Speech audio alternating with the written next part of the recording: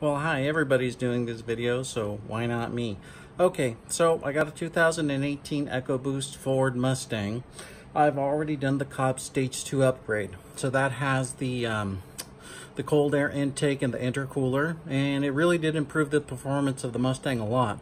But now I've decided to go ahead and do the Stage 3 upgrade. So that has to do with the exhaust. So I got downpipe, the catback, everything. So I already have the software, so that'll work. So let's see what the results are going to be at the end.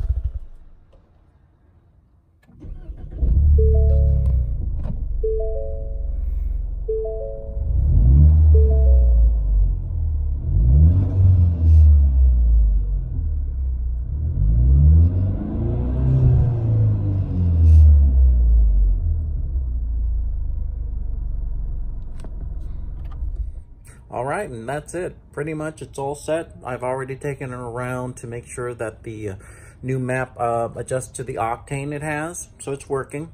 So that's it. Not much more. Hope you enjoyed it. Bye.